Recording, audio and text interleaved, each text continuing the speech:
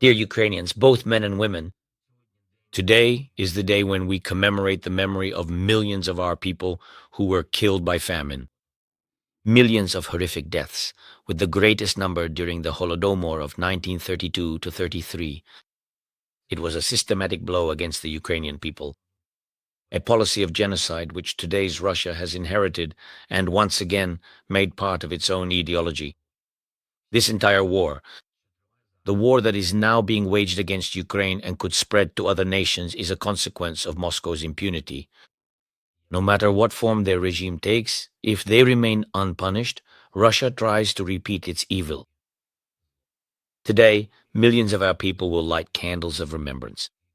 This is our collective commemoration of the victims of the Holodomor, but it is also a reminder.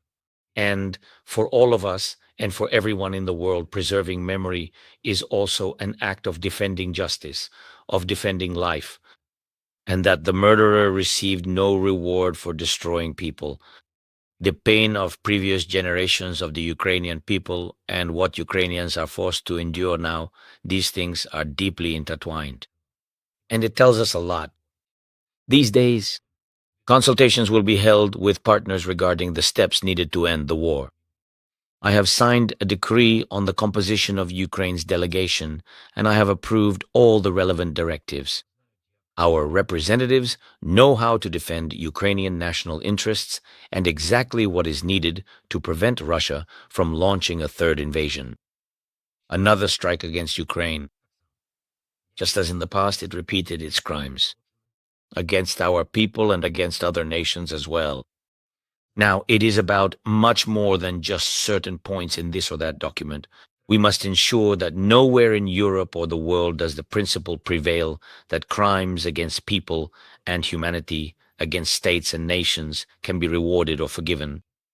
Real peace is always based on guaranteed security and on justice. And this feeling is not mine alone.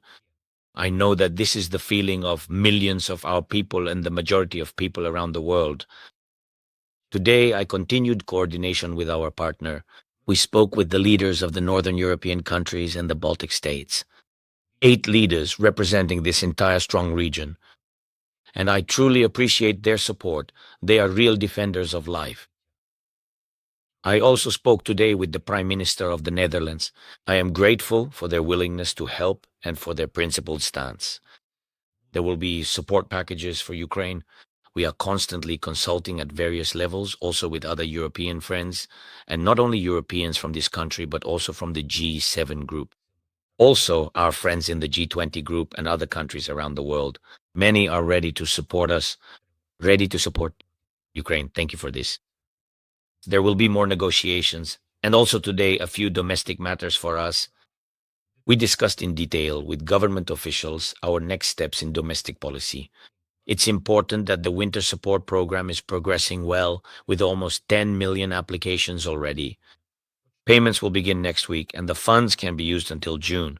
But please, you need to submit an application in DIA or at Ukrposhta by the end of December this year, before Christmas. We will provide the full amount of funding. I also spoke with the Prime Minister of Ukraine about the audits that have already begun in energy companies, as well as about an additional audit of the entire defense sector and defense enterprises. Such a military audit needs to be carried out as quickly as possible. Contracts, finances, operations, and so on must be as appropriate as possible. I have instructed that the results be presented to the public and preferably reported weekly, with materials forwarded to law enforcement and anti-corruption agencies. Today, the Commander-in-Chief gave a report on the situation at the front, on Russian disinformation operations and their plans. The most difficult situation is in Pokrovsk. The entire direction, significant Russian forces, more than 150,000, continue their assaults every day. The largest number of attacks happens there.